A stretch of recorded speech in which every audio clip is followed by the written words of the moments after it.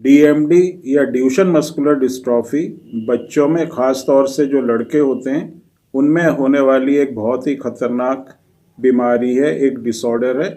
और ये जो बीमारी होती है छोटे बच्चा जब होता है 2 साल का, 3 साल का, या कुछ बच्चों में 4 साल के जब वो होते हैं तो इस एज में उसमें जो है सिम्टम्स दिखाई देते हैं। बच्चे को बैठ के उठने में परेशानी होना, चलने में परेशानी होना, या फिर उसको एड़ी उठा के चलना।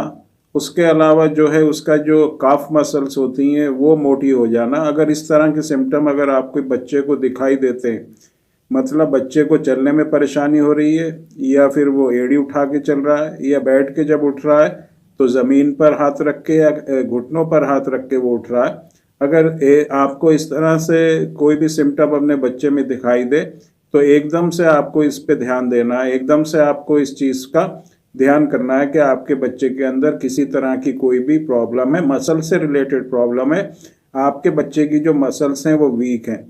तो इसको आपको बिल्कुल भी इस चीज़ में डिले नहीं करना है और ये नहीं सोचना है कि इसको टाइम के साथ साथ जो ये कंडीशन है ठीक हो जाएगी। बहुत से ऐसे पेरेंट्स होते हैं कि बच्चा 10-11 साल तक का पहुंच जाता है लेकिन उनको डायग्नोज ही नहीं कर पाते। उनको ये पता ही नहीं चलता कि उसके बच्चे में जो परेशानी थी, जो चलने में परेशानी थी, बैठ के उठने में परेशानी थी, मूवमेंट में परेशानी थी, वो किस वजह से थी। मल्टीविटामिन वगैरह या कैल्शियम के सिरप दिए जाते हैं बच्चों को, या फिर कुछ टॉनिक्स दिए जाते हैं, और ये बहुत कई सालों तक ये मेडिसिन दी जाती हैं। उसके बाद कंडीशन दिन ब दिन ख़राब होती चली जाती है। तो पहली जो चीज़ है, हमको प्रॉपर जो डायग्नोस अपने बच्चे को करना है।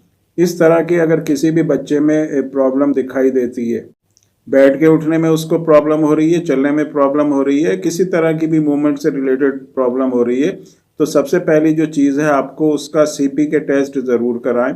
सीपी के जो है एक एंजाइम होता है जिसको क्रेटाइन फॉस्फोकाइनेस एंजाइम कहते हैं, और ये जो एंजाइम होता है ये मसल्स में जो टूट फूट होती है, मसल्स में जो डैमेज होता है उसकी वजह से इसका लेवल जो है ब्लड में बढ़ जाता है। तो अगर सीपी के रेंज जो नॉर्मल रेंज होती है उससे ज़्यादा आता है तो इससे पता चलता है कि मसल से रिलेटेड कोई भी प्रॉब्लम बच्चे को है।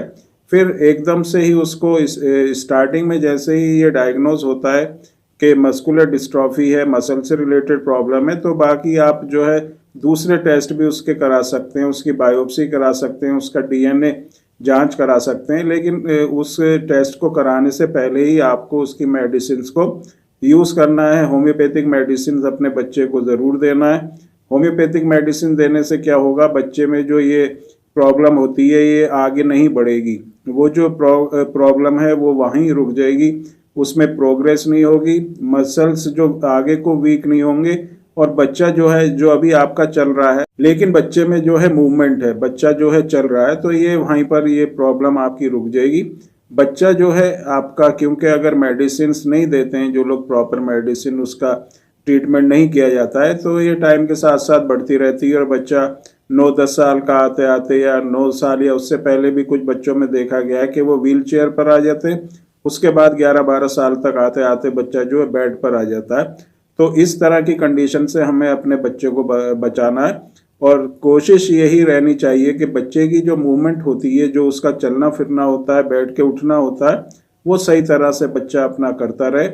तो मेडिसिन से ये देने से क्या होगा, बच्चे में जो फर्दर जो डैमेज है मसल्स की वो नहीं होगी, मसल्स आगे को वीक नहीं होंगी, और जो मसल्स बच्चे की वीक हो गई हैं, डैमेज हो गई हैं, वो भी रिपेयर होंगी, रिवाइव होंगी, मसल्स में स्ट्रेंथ भी बच्चे को मिलेगी। तो बहुत ही अच्छी तरह से इम्प्रूवमेंट बच्चे की कंडीशन में होगा।